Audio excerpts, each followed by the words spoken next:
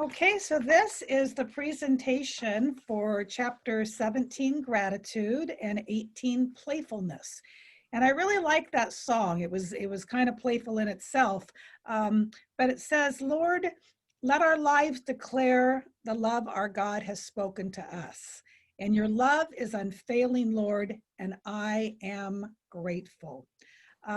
So gratitude, according to Sister Melanie, is taking nothing for granted. And boy, do I need to be reminded of that on a daily basis. There are so many blessings in life that I just take for granted. The favorite quote of mine that Sister Melanie used was from Anthony DeMello. He says, mysticism is felt gratitude for everything. So what is a mystic? I like this definition. A mystic is a person who has a direct experience of the sacred. We are all called to be mystics. We're all called to experience God, not just to know about him. In fact, German priest and theologian Karl Rahner writes, in the days ahead, you will either be a mystic, one who has experienced God for real, or you will be nothing at all. Karl Rahner died in 1984, so these are the days ahead, and we are the women seeking to experience God. We are who Karl Rahner was speaking to. Another beautiful quote is from author Melody Beattie, and this one is beautiful. I'll try to remember to put it in the email today. It says, gratitude can turn a meal into a feast, a house into a home, a stranger into a friend. It makes sense of our past, brings peace for today, and creates a vision for tomorrow. So the first thing that Sister Melanie asks us to do is to think of 3 things in our lives that we are grateful for. So that for me was easy. My family, my friends, my work, and I could have gone on. So these things were easy. Sister Melanie says that if we can't think of these first 3 things, that we're kind of in trouble. So if you couldn't think of first things, I want you to contact me because we need to talk. And I hope that today, for a while, you'll share within your groups what you are grateful for. And I really like how she uses the simple things in life, like apples. She says, if we want to make an apple pie from scratch, we must first invent the universe. Take nothing simple for granted. I remember when my mom was, or when I was little, my mom would always say, when I was a little girl, we washed clothes by hand on the scrub board. So I got to thinking about all the different inventions that have just happened that affect me greatly in my lifetime. So I can remember hanging laundry on the line before we had a dryer. I can remember washing dishes before we had the first roll to the counter and plug it into the sink dishwasher. My dad used to wiggle the antenna on top of our TV to get a good connection before the digital TVs that were all here. And how about that big black phone that sat on the counter with the rotary dial? You know, until we got the modern princess phone with the push buttons. And then we got the gigantic car phone or the flip phone. And now we have the endless cycles of iPhones and Androids. I can also remember standing in front of a fan when I was in high school trying to blow my hair dry before I went to school, before there were blow dryers. And I even remember my dad was in the military and we had to iron his uniforms, and my mom made us sprinkle some starch and roll them and put them in the fridge for the night, and before you took them out to iron them the next day, before there was spray starch. The list goes on and on and on, you know, from electric can openers to electric cars, from records to 8-tracks to tapes to cassettes to CDs to downloads. But I think my favorite memory when I was writing this was several years ago, maybe about 4 or 5 years ago. My husband and I were driving to a wedding down in San Diego. And I said to my husband, I need to stop at a store and I need to buy some nylons for the wedding. And remember, nylons, even for me, started off with a garter belt, and single nylons with the hooks when I was in 7th and 8th grade. So we see a Nordstrom's rack off the freeway. And I said, oh, Tom, just stop there and I'll run in and get some nylons. There was a young girl standing at the desk when I came in, and she goes, can I help you? And I said, can you just tell me where the nylon department is? And she says, nylons?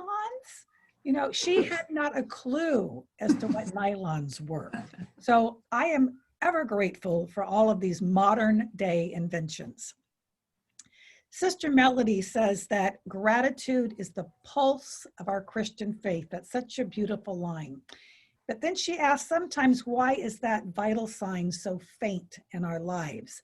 And she uses the example of the lepers who are healed, but only one returns to say thank you to Jesus.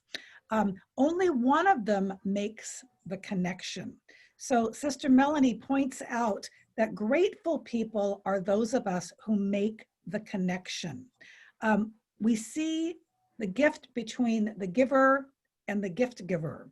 And she invites us to take time and name our gifts. So what have we received today? What have we received this week, this month? I had a spiritual director once in the beginning of my spiritual direction days, and she would ask me every day at the end of the day that I was to write down 3 times that I recognized God's presence in my life. So 3 gifts basically that I was given that day. And this is a beautiful discipline if you'd ever like to try it, because when you start looking for him during the day, you'll find 3, but also all of a sudden you say, gosh, I had 4 today. Maybe I had 6 today. You'll see how ever present he really is if you just try this little discipline. So as I was reflecting on gratefulness for what happened to me in the last couple weeks, I was reminded, and it keeps popping in my brain, so God wants me to remember to be thankful. As we were traveling home from our fishing trip, my husband and I take turns driving. So it was my turn to drive. It was dark outside, and we had this big F-250 truck. And I was driving in the fast lane, and there was quite a bit of traffic. And all of a sudden, cars in front of me started moving in all different directions, and I couldn't see what was going on. And then just suddenly, a car in front of me swerved out of the way, and there was 2 cars that had been in an accident, and people were getting out of their cars in this really heavy traffic. I was headed directly towards them. And my husband says, oh my God, change lanes. And without looking, without thinking, I just swerved out of the way. And I swear to you, it felt like I floated into the next lane. And I braced myself. I braced myself for the crash. I was going to hit somebody. But by the grace of God, nobody was there. Nobody was hurt. So, I'm so thankful for him saving us that night, for extending my life, for extending the life of the people that I almost hit on the freeway.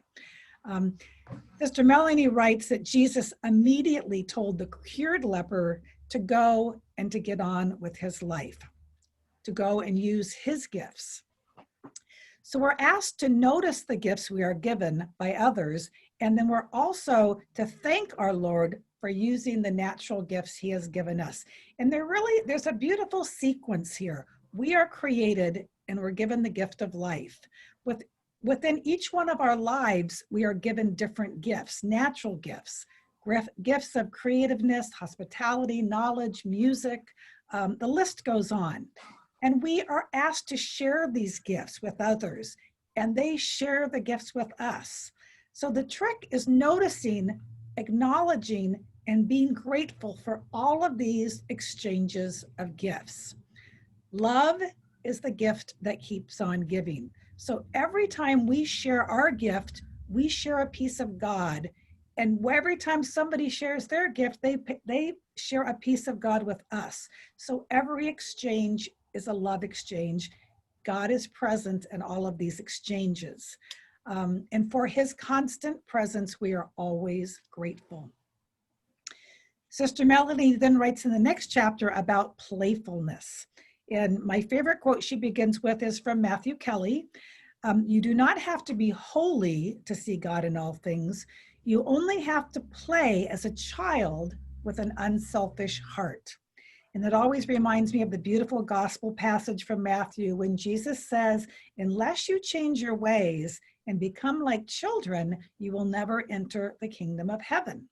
So this does not mean we become childish, but childlike. So watch children closely, especially those lucky ones that have grandchildren. You know, they are so pure, they are joyful, they're open, they're accepting, and they are very truthful. A memory popped in my brain when my kids were little. We spent a lot of time down at the tennis club swimming. I tried to tire them out as much as I could. So there was a woman at our tennis club, and she was very large. And she would get in the pool and swim laps just about every time we were there. One day, James, and he was probably, I'm going to say 4 years old, he was staring at Joan as she was getting in the water. And she was kind of grumpy, and she says, "What are you looking at?" And James says, "You're really fat." And so she looked at me, and I was mortified. And she says, your son called me a fatso. And I said, "No, he didn't. My son said you were fat. He was just stating a fact. You know, he didn't call you a name." So it's kind of funny because over the years we saw, her name was Joan. We saw Joan all the time at the pool. She always swam her laps, and I always tried to keep my kids away from her so we wouldn't bother her. Many years pass, and all of a sudden I'm swimming laps at the pool. Joan knew each one of my children by name. Did Annie make it to college okay? How's James doing? Wasn't he playing water polo? So it was just so interesting to me that she was so grumpy, but boy, was she paying attention.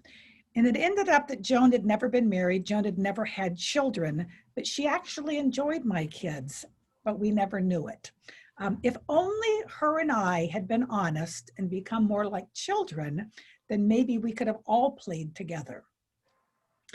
Children also cry when they're hurt. They belly laugh when something is funny. They care about one another. They hold each other's hands. And as Sister Melanie puts it, they have a sense of freedom. They're really the greatest examples of what love looks like. Sister Melanie also calls this freedom playfulness. So how do we rediscover our own playfulness? Sister Melanie talks about detachment, which is being indifferent to things, not being controlled by our emotions, by our attachments, our opinions, our politics, or even our schedules. And all of this is good. With this detachment, I would like to propose the sense of presence. Being present in the moment, being open in the moment to what's unfolding before us, not missing out, having fun, playing, just like children. And I love how Sister Melanie reminds us that even in the darkest of times, we need to laugh, we need to play. There is always something or someone before us that can fill us with joy. And I've used the example before about the monk up at Big Sur, but he says, you know, there's different stages in life, and part of it is integration. We have to work really, really hard integrating our life, our work, our religion, our friends, our family. And we must do that work because the opposite of integration is disintegration. We fall apart. Unless we do the work, we fall apart. He says, but there's a really, really holy part in the middle called unintegration. That is holy leisure, play, having fun. Playfulness is very holy. It keeps us balanced. So in order to have a healthy spirituality, we must play. Sister Melanie finally talks about letting go, and she uses the famous Cursillo phrase, let go and let God. And the best teaching I have on this letting go is back in the day when I had a spiritual director, Sister Barbara. And at the time that my daughter was leaving our family, she kept saying, Helene, let her go, let her go. And I would reply, I can't let her go. I can't let her go, sister. And Sister Barbara says, well, Helene, maybe you could just loosen your grip. Her advice made all the difference in the world to me. I don't have to let go all of the way. I don't have to quit caring. But by loosening my grip, I wasn't so tense and I wasn't so serious. I was able to relax. I was able to trust in God. And I was able to count the many, many other blessings in my life before me. I was able to feel grateful and again, all over again, to become like a child and to play. So I invite everybody this week to dance, to play, to find out what that does, what that means for you. Play with your friends, call them on the phone and play together. So I will now break us all into groups.